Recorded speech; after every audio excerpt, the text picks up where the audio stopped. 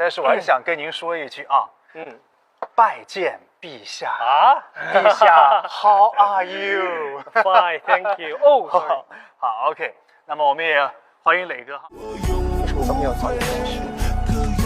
想的有点深。没关系，永远都是